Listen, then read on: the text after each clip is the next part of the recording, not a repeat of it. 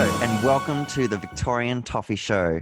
As usual, I'm Andy and with me is Nick and Tim. And today we've got a new guest, Chris. Hello. So Chris, tell us your journey to following Everton. I'm a born and bred Evertonian, so my granddad's from Liverpool, so he came over here as a young lad and settled in Australia, and he obviously brought my dad up as a Blue. My dad in turn has brought myself and my two brothers up as Blues. So I was born a Blue, and it's been miserable ever since. We've won the one trophy in my 30 years on Earth. We won the '95 FA Cup, and I'm just hoping and praying that our Iranian sugar daddy can get something going with Don Carlo in charge now. So hopefully, if next season starts soon, we can kick off a little run and see what can happen, and hopefully try and win a trophy in the short term. Would be fantastic. Yeah, that's it. We want that bit of success to come, and I keep reading articles that we're the fans that drink the most and the most depressed fans, and yeah. it all is 100% true. We just need. What you're talking about. Was that the Allardyce era? Was that the Allardyce era they put out that one that we drank the Premier League most? era. So we just as a fan base, we need some form of success. You know, it's been too long, and hopefully, I feel real strongly about Don Carlo. I think he's going to do well for us. You know, he's really good man manager, so hopefully he can get the best out of some of the average players in our squad, and hopefully we can improve the squad with limited funds and all the COVID issues that are going to take effect in the next couple of months. Definitely, yeah. Big improvements incoming, hopefully. Let's get on to the review, and the game we're gonna probably talk very short amounts of, especially Tim, I think, is the Wolves. The Wolves game.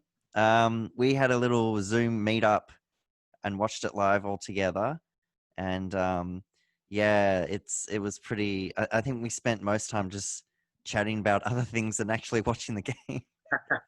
Well, it was that sort of game, wasn't it? We're out of it from the first 5 minutes and never came in it. No one looked like they were there. They looked like they were all on holiday already. I think the photo of Sigurdsson in the middle of the ground pointing, yeah, other players, that's what he does. Pretty much just sums it up, and it probably sums up Sigurdsson at Everton at the moment as well. Yeah, and just the usual, like, you could probably put a bingo board together and have all these things that, like, Tom Davis to kick a long ball that goes straight out. Oh, yep, that happened. Sigurdsson, Sigurdsson pointing. Yep, got that one. Pickford making a fool of himself. Yep, that's definitely there. Like, it's just so typical. What's that? That rubbed a few people the wrong way. That didn't it? Yeah, it did. But yeah, it wasn't the greatest look.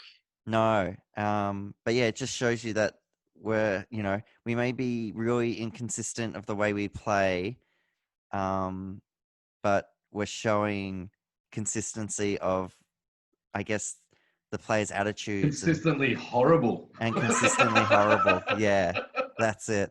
The lack of heart for the shirt at the moment is pretty evident on display. You can see it from the start of the game. I don't know whether the time off or a lot of players know their contracts are finishing, or they're not sure whether they're going to be there, but it's just dragging the morale down. And you can tell when you watch the performances, they've just not been that great since the restart. Definitely, yeah. Nick, what did you have some words? Oh, sorry, Andy. Nick, go. I think the parallels. I think the Wolves game. I think Wolves are everything we hoped Everton would be. I think they've got an exciting forward three players who are interchangeable. I think, who do they play? Neto, Jimenez, and Prudence to start, and then they had Jota and Traore off the bench. So they had those five really interchanging, making stuff happen. They've got a really good spine throughout the team. Dendonka holding with who's the central midfield player for them? Martinho or Neves? No. So I've got it jotted down here. Neves? Neves, there we go. Yeah. They've got a lot of players, a lot of Portuguese players. I always get mixed up, but yeah, with Neves in midfield, and then they've got the back with Bowley and Cody as well, who seem really, really tough and strong, and that sort of spine with the exciting 3 players up top. Again, it's just everything that we thought that Everton were going to be this season. I thought we had a static midfield. The midfield was absolutely shocking. Really, really shocking. All Wolves had to do is put a couple of players in between our midfield and the 2 forward players, Calvert-Lewin and Richarlison up front, and we'd have to turn backwards. And the amount of times David or Sigurdsson especially just had the ball, there was no movement, he had to pass it back. Yeah, was just dreadful. You guys go. I've got nothing much else. Tim, let's get to you.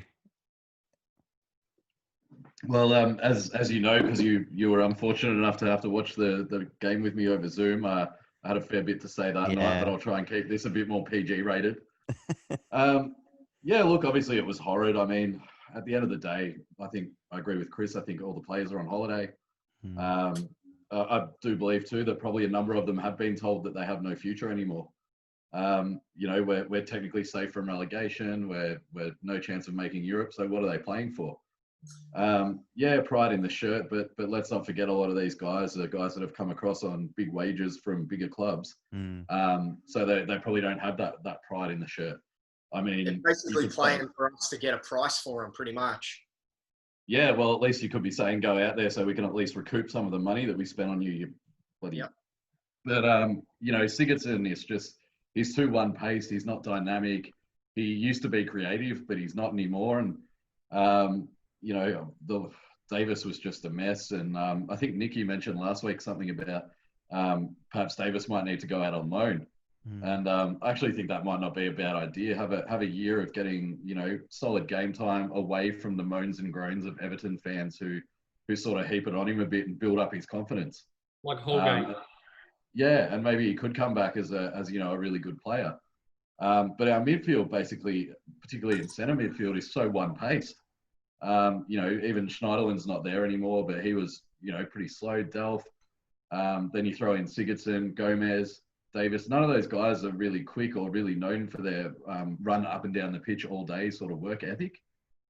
In terms of creativity, I mean, it looked like the way that he set out the formation, it looked like all the creativity was supposed to come from the fullbacks. And then obviously in the second half, he brought on Bernard, Iwobi, and Moyes, who didn't have a lot of opportunities to affect anything. I actually thought Iwobi was pretty good. Again, I know he's one of the boo boys and gets a lot of sticks. Yeah, I thought he did all right. He did all right. He's the only player in that 11. Yeah, he's the only player who will pick up the ball and run at a defense or run infield. Yeah. Or he doesn't. As soon as he gets the ball, his first option is not to look backwards, which it seemed to be for everyone in that midfield on the weekend. And I did hear some. They were just static the whole game. They didn't move at all. Yeah. You're right. They just passed backwards 90% of the time, or sidewards, and they were just non-existent in the game. They had no bearing on anything that really happened. And it's not even like Wolves were pressing them hard. If they received the ball and there was a Wolves player even on the pitch, they were like, "Oh shit, turn backwards." You know what I mean? Yeah. And it does you nutting to watch. I mean, particularly with the wages that some of these guys are on. And I mean, there was a bit of sort of talk about Ancelotti and whether he selected the right tactics or whatever. And I don't know if you guys remember during the Zoom match, I was saying I'm certain that he set out in another match almost in this exact fashion. So I went back and had a look, and it was actually his first match in charge against Burnley, which we won 1-0. Oh, yeah. So in that game, he had a flat back 5. And then when we went into attack, Sidibe would push forward and Coleman would tuck in as one of the back 3. So he had Sidibe and Digne on the wings. He had Bernard instead of Gordon operating in the number 10. And the midfield 2 were, I think, I've got it up here, were Delph and Sigurdsson. So all in all, a pretty similar lineup. You had Richarlison and DCL up forward. Now, just looking at the brief stats of that game, we won 1-0. We had 68% possession, 21 shots, 5 on target. 717 touches, 521 passes. Like, we were in that game. And I actually went back and watched on YouTube the 10-minute highlights, and we probably could have scored a few more. Burnley had their chances too, but nowhere near like what we were creating. Yeah. And then you go to the Wolves game with ostensibly, obviously not the same 11, but the same tactics and the same players just about. And we had 2 shots on target, total of 6 shots. The touches and passes were actually the same stats, but for Wolves.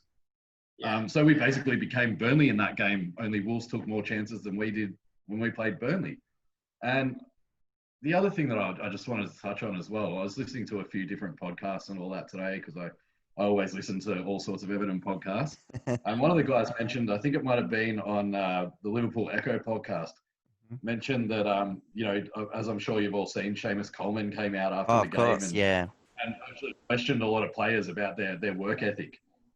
And saying that Everton, like, you can't put out displays like that for this club. So sort of saying, Everton's a big club. You need to pull your socks up if you want to play for us. And I think one thing that we all need to sort of remember is, okay, so out of 135 years that we've been in the Football League or the Premier League in total, we've won 14 trophies. Yeah. That's not a successful club. In my lifetime of following Everton, we've made it into Europe once, I think, since I started following them in the last probably 20 years, seriously following them probably in the last 15, 18 years. And it seems like under the last few managers, whenever we do have a chance to make top 4, top 7 or whatever, we bottle it. We lose to teams like Norwich and Villa and there is an inferiority complex at the club, which I think transcends right from the top down. And I think far from, I'm not blaming the fans, but it does go right into the fans, and we go into every game with trepidation. And I think the closest comparison that we can give is to our lovely neighbours across the park, who go into every game, no matter how deluded or we think that they might be, they go into every game thinking we're going to win. And you know what? If we don't win, I don't care. That's pretty much what they think. And I'm not saying that we should take that sort of approach, but I do think the trepidation that we go into with every game, and that we think the worst is going to happen, that must transcend itself onto the pitch. And I do think that from the top down, we do struggle with this inferiority complex where we think that nothing good will ever happen to us. And I do think we're the fulfillers of our own prophecy. And I think part of that as well is, if you go back to the Moyes era, if we were to finish where we are on the table now, that would be seen as a good result, and it would be, most Evertonians would have been happy, finishing 7th, 8th, maybe having a chance of making Europa League, and then what we did see in every game, even if it wasn't a great spectacle, was players working their socks off back then. But now we've right in the shirt. They had 3 or 4 players. Phil Neville as captain then, and he wasn't the best footballer, but at least he forced players to commit. He always went in hard every single time, and how many red cards he got while playing for us. He always was in the ref's face. Yeah, like Cahill as well. A rev up. So we had leaders in the team. Leaders in the squad. And then that, even when Neville left, Jagielka was that to begin with, because he was playing for England at the time, and he showed those leadership skills. But as the squad, and as we've spent more and more money, we've lacked leaders that whole time. And I don't know whether it's players think they're worth 30 mil. They think, well, I don't have to be a leader. I'm here just to do my job, sort of thing. But Seamus Coleman cost us 60 grand, and he is the strongest leader we have. And he plays with more pride for the shirt than everybody else in that squad. And it really, it's not good enough, to be honest. If you're on big wages, and I know, Richarlison has a crack and loves the badge and everything like that, but Iwobi, even Tom Davies, I know he's a local lad, but he needs to. It sometimes looks like he just doesn't care on the pitch, and we don't like that. Even if he's not having the best game, go and throw that challenge in that cops you the yellow card. Smack the ball out of someone's hand, get in the ref's face, do something to show us fans that you care. And I think we lack that. Just playing devil's advocate here, and it's going back to the whole fans thing as well. I think if you were copping abuse from minute one, especially if you're Tom Davis, from the home crowd, would you care? Would you probably lose a bit of love with the club? I've been at Goodison a few times where Lukaku, who is probably our best striker in the last 30 years, maybe 20, 30 years, Lukaku's, and 5-10 minutes in, he had a poor touch and he was getting absolute daggers from the Gladys Street. And I'm not saying that we are the sole bearers of this issue that we have, but I do think sometimes players, it would make you fall out of love a bit for the club, and it would deter you a bit from putting your best effort in. It actually shows. I can use an example where the fans have a massive impact. Dunk's first game in charge for us, that game against Chelsea. Yeah. From minute one, from the minute Zcars played, the fans were into the game. They gave from minute one, they were into it, and it showed with the players. The players were on straight away, and the passion was there, and everything just flowed. The fans kept going. We played brilliant. We won the game. Dunk got us all excited, but then pretty much since then, it's sort of dropped off. And I don't know whether for the play, especially now, while they're not playing with fans, sometimes maybe some of those players need the fans to get on their back a little bit. Against what you're saying, Nick, they need the fans to get on their back a little bit, just to give them that little bit of motivation, or I'm going to prove you guys wrong, or things like that. Because at the moment, like it doesn't look like anybody is. It just seems like they're going through the motions. Yeah, the body language really hasn't helped. No. As fans, I think the other thing we need to remember is that we're very much at the moment, and I've been thinking about this, we're very much sort of a team in transition. So, Nick, I remember you mentioned last week that as Evertonians, all we really want to see is someone go out on the pitch and fight for the shirt. And we all have, not only in this show, but in other shows I've listened to, reference Phil Neville quite a bit as an example of someone who was a pretty average footballer, all being well, obviously a lot better than myself, but, in terms of Premier League standard, he was a pretty average footballer, but he did bleed for the shirt. He bled blue when he came across, and he was a professional, and he put his heart and soul into every game. Now, we're transitioning from a club where under Moyes, we had limited funds to spend, so we really had to go and look for players like that. We weren't going to be able to get, for lack of a better term, these Galacticos on big wages who were going to come on the park and do Cruyff turns around everyone and all that sort of thing. Now we have Mashiri's money, and we're transitioning, but I don't know, like the club is, but I don't know if we as a fan base are. You cannot have a team full of grafters and pay them that much and expect to shoot up the table, unfortunately. So we're going to have to pay guys who are maybe not in love with the badge, and who maybe drift in and out of games, but when they do drift into games, the impact that they have is great. Because that's what this money should be buying, and that's what we need to do if we're going to go up the table. Well, I think you're absolutely right, and also I think that we have this romantic idea that all players, football's changed even in our era. So even from the Moyes era up until now, football's changed. And yes, back in the day we could buy Coleman, we could buy Cahill and Arteta, someone who actually generally I think fell in love with the club, got the culture, all this sort of stuff. Now football's changed. Now you're paying 30 million for Iwobi, you're paying 50, 60 million for God knows who. And it has changed, and I do think we Evertonians, especially, probably more than most, probably similar to other clubs like I guess Villa and those sort of big clubs that have had success, and now over the last sort of 20 years haven't really had that same success. Probably has a romantic idea of all these players. We want to get them to care and love us and all this sort of stuff. And really, we need to pay them as mercenaries, because that's what they are, and we pay them to do a job.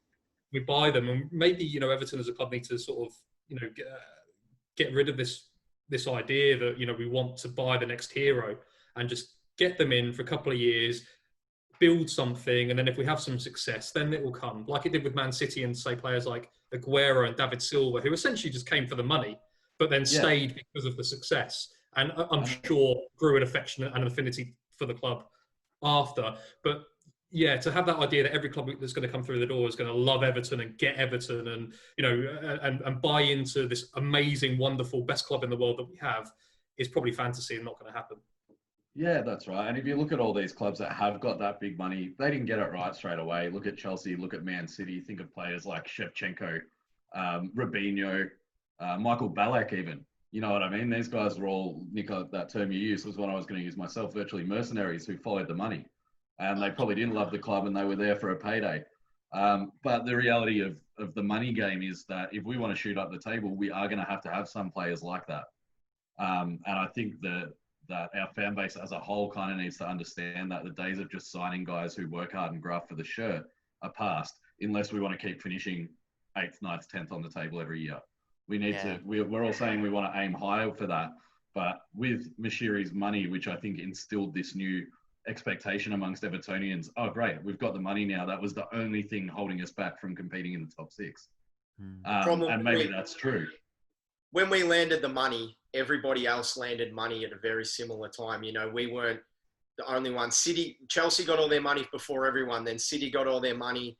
Liverpool have always had the money. You know, Man United have always had the money. But we landed the millions and then every other team got it. The TV rights deal went up. So everyone was spending huge money. Tottenham was spending massive money because they sold Bale for 100 million. So, you know, we weren't the only ones with money. So these players that when City were spending, that was where they were going to get the highest paycheck. Now they got 2 or 3 options for who's going to pay them this sort of money. And, you know, there's the other teams around the world that are going through the same sort of thing. So rather than having that one choice, they got 5 choices. And, you know, why would I go play at Everton who aren't playing anything in Europe? You know, they're not looking like playing in Europe anytime soon. You know, I'll go and play for Tottenham, who's consistently in the Champions League or Europa League, or, you know, I'll go to even Napoli or, you know, PSG, teams like that have got millions to throw around that are consistently in those leagues that they want to play in, the Champions League and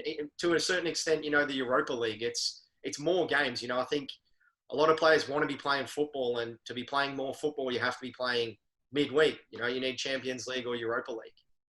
And yeah, if you want to take the next step in your career in terms of a big transfer or regular call-ups for your national side, then to get that notoriety, you need to be playing on the world stage, which is the European competitions, whether it be Champions Cup or Europa League.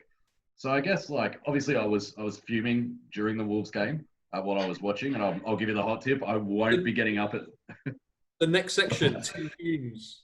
No, as we said, we're going to try and keep this PG, so I'm not sure that you want to hear my fume. But we all heard it that night. That's right. I won't be getting up at 3 a.m. today for the Villa game or staying up. You know what I mean? Because if the play, I saw a great comment from someone on Facebook on one of the Everton official, posts. Yeah. And he goes, "Well, I think I'm going to take a sabbatical from watching games for the rest of the season. If it's good enough for the players, it's good enough for me." Yeah. I was like, yeah, it's a good call. But I think, I don't think we need an entire squad overhaul like some people are saying after these last 2 weeks. Obviously, Southampton game was poor as well.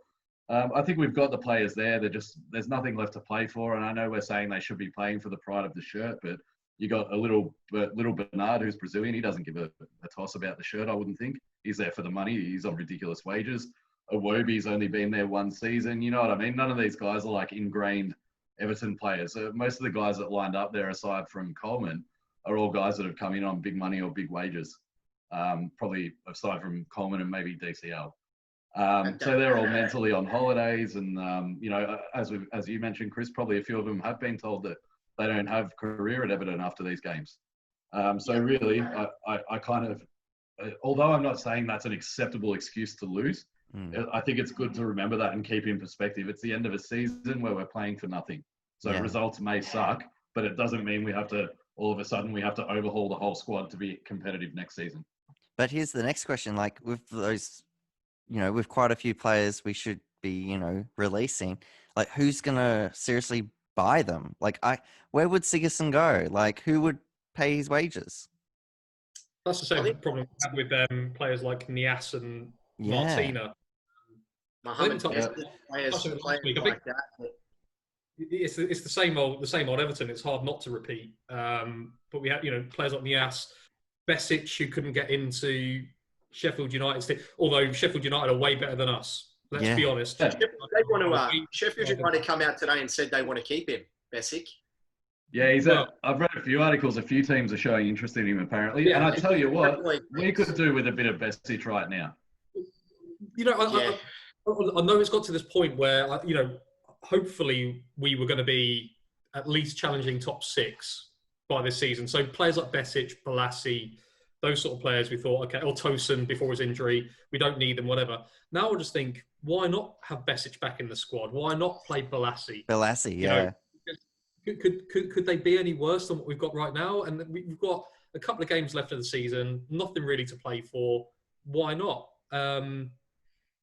But yeah, it is difficult to get rid of those players who performed so poorly. We've got them on such big wages for such a lot of money.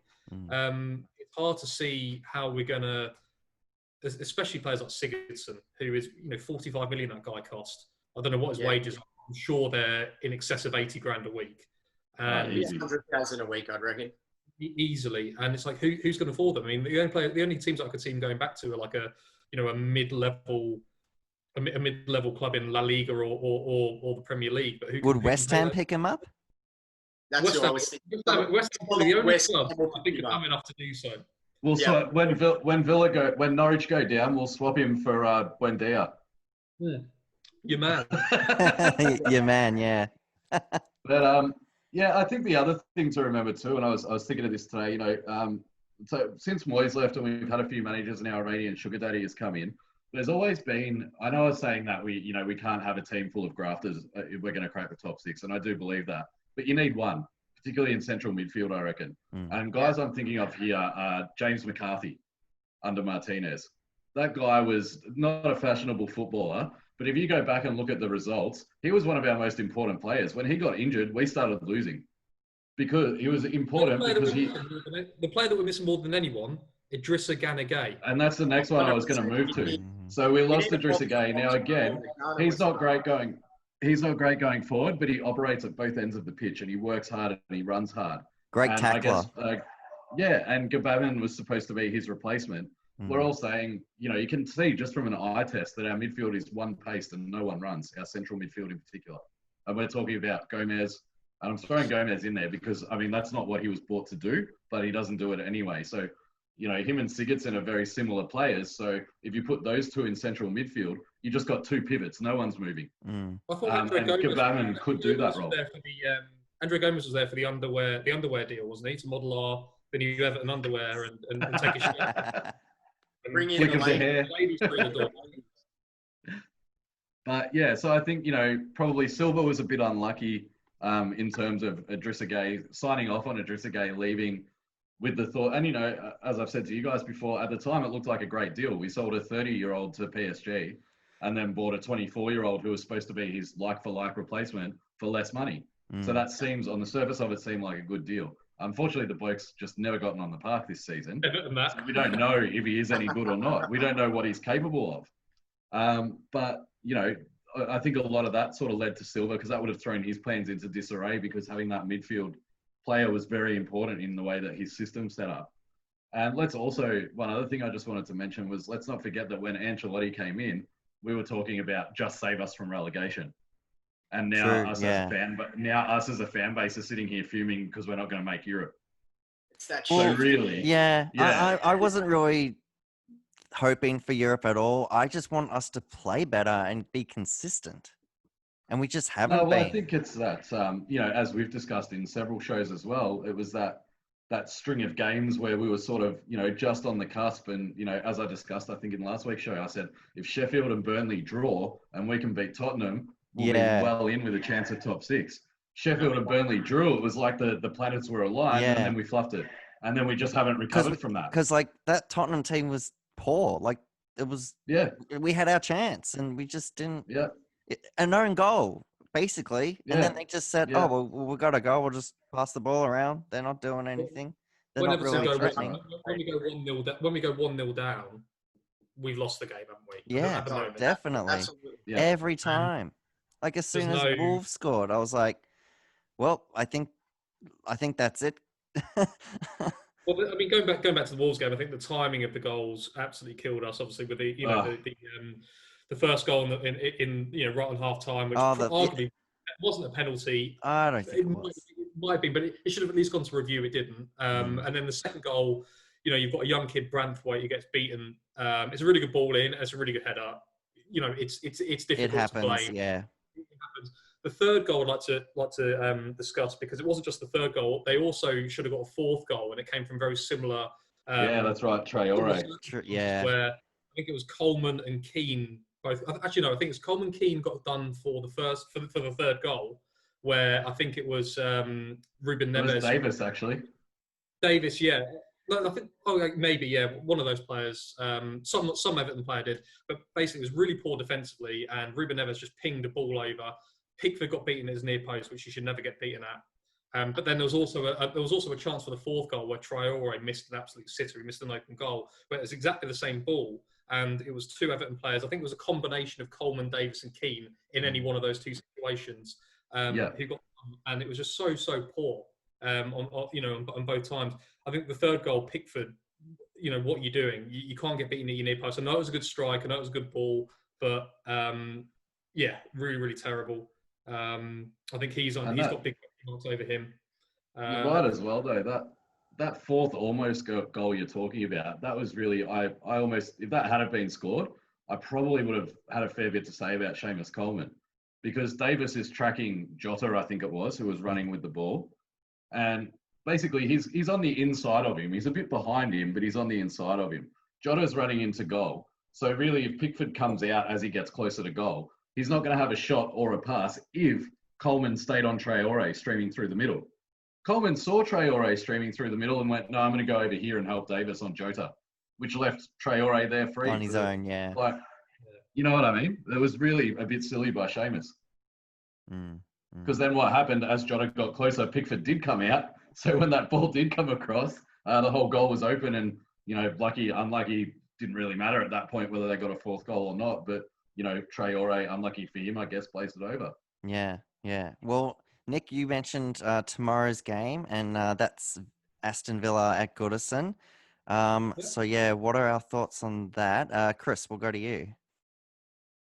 It is the worst time to be playing someone like Aston Villa, who are trying to save themselves from relegation. And if they lose, or I think if they don't get even a point, I think that's it. They're done. So this seems to happen every year. We always come right near the end of the year. We come against the team that are trying to save themselves. And, we really need to go out and win this game and win it 1 or 2-0, especially being at Goodison. I know there's no crowd, but I wouldn't be surprised if Villa set up very defensively and try to nick one either on the counter or through a set piece. And, if they score early, then it's game over for us, because I just don't think our attack is good enough to take down their defence. They got some really tough defenders there.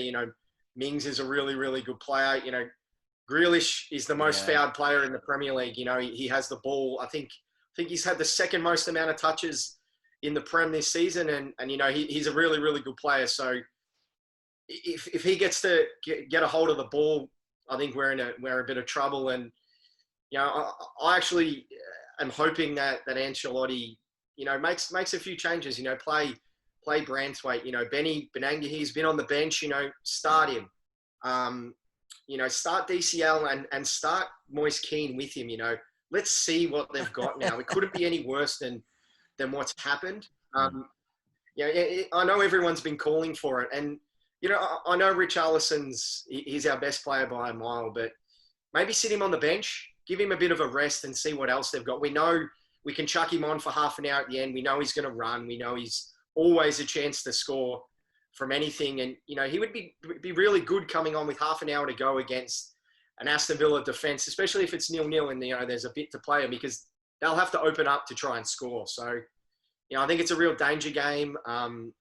I'm going to get up and watch it because it's Everton. We've got to watch, even though we don't like it sometimes, but it's a very interesting one. And, we never really played that great against Villa either. When they're in the Prem, we're always fighting them for that last Europa spot, in the Moyes era, when they had, Milner and Gareth Barry and players like that, and Bollahor and Ashley Young, we're always battling against them. So yeah, I don't. The big Norwegian.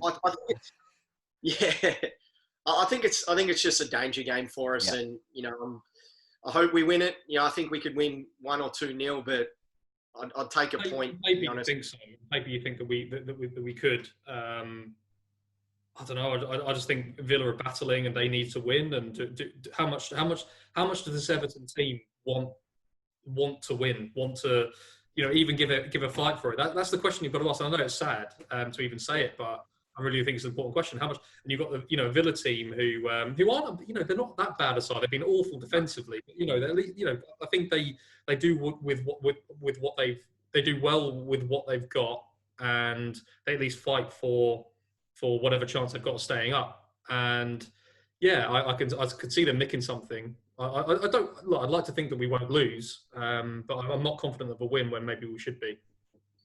If they had been given the goal against them, the goal for Sheffield that VAR incorrectly didn't sort out a few weeks ago, in one of the first games back, Villa already would have been relegated, and this would have been a nothing game. We could have thrown the kids out and see what happens. But that VAR or non-VAR decision happening keeps Villa still a chance, and they're playing us, and then I think they play. VAR always screws us over.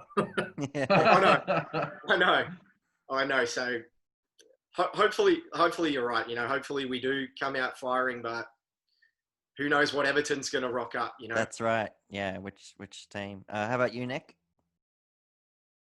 With regards to the results, tomorrow, later on today-ish. Look, I think we should win. I think we've got better players than they have. However, as I mentioned, I think that it's very questionable, our desire at the moment, which is very sad considering we've got a player like Ancelotti, and these players need to get some damn respect and play well for him, considering all he's achieved in his career. But I don't think they've got the heart. I don't think they've got the fight. I think Villa are there to play for something. I think that we should, by default, have better quality on the pitch to get something from the game. I'm not confident. I think it'll be a score draw, maybe a 1-1 or a 2-2. I hope not. Holgate is back, which might tighten the defence a little bit. Holgate might tighten it up. Although, Holgate might tighten it up. But who knows whether we're going to create something going forward? I don't know. I've got a really good mate who's a West Ham fan, so I want them to be safe. And I kind of want Villa are a big club, and you want to see the big clubs in the Premier League, don't you? So I kind of hope they get out of it. I don't think they will. Even if they get a result against us, I think they'll go down, because I think they're on goal difference, they're effectively 4 points from safety. I don't think they're going to get 2 from those last couple of games. So I think they're going to go down, regardless of what happens in the game. But yeah, obviously I want an Everton win. But I could see a score draw. Fair enough. Tim? Look, I don't have a lot of interest in this game, to be honest. Just as a reference point, last time we played Villa, we lost 2-0 in the third game of the season. Yeah. So, we don't exactly have a lot of form for beating them.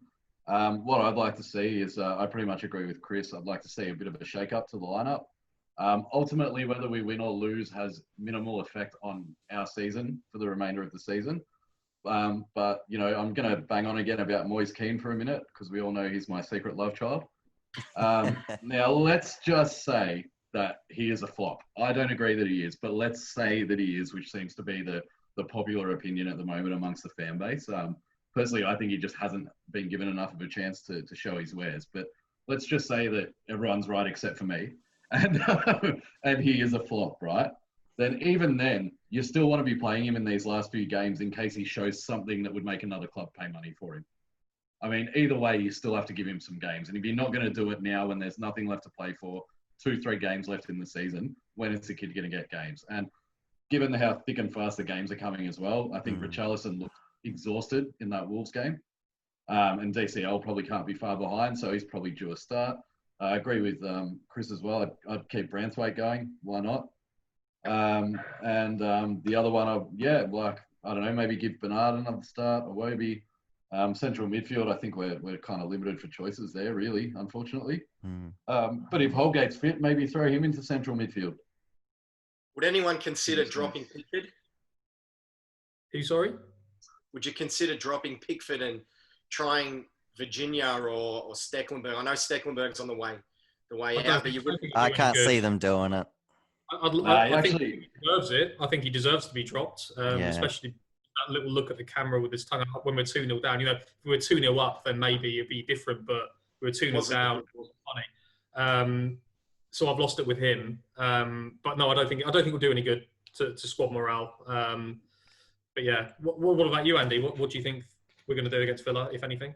I think it'll definitely be either a score draw, maybe a 1-1, or just something crazy like a 2-2. But I don't know if there's a slight chance, maybe a 2-0 or a 2-1. Like we're going to concede a goal. Like I cannot see us not conceding. Yeah, but like Chris said, I don't know which team's going to turn up. I just don't know. You just don't know what you're going to get. Yeah, very true, mate. So Andy, just before we go, a quick question. Am I correct? Is that Joe in your backdrop there? Yeah, that's Joe. Of all the players he could have picked. Yeah, well, we did our little trivia before the game on the weekend, and he was one of the questions. So I thought, in tribute, I'll put him up today. Very nice. Well, hopefully next week we can get Stracolursi or something in there. Yeah, that's right. That's it. Just a quick little thing before we finish. Stratcolursi is probably one of my. Obviously, he was not the most gifted of players, but as an individual performance, he gave one of the best performances I've ever seen from an Everton player against Man City. I think we won the game 1 or 2-0. I don't think he scored, but he just ran around and just gave everything, chased absolutely everything. And I think he got substituted in the 88th or 89th minute by David Moyes at the time. And I think it was, the Gladys Street. Everyone got up and just gave him the biggest round of applause because it was just like, it was watching like a child possessed with something. It was just mad. And I think with him, he's probably one of my favourite ever Everton players. I was also at the game where he scored, I think, his first goal in the FA Cup against Fulham. And it was I remember it was on a Friday night. At Goodison, very unusual. And I drove up from just north of London to Liverpool for the game by myself in my little little Renault Clio. Mate, I wouldn't be broadcasting that, mate.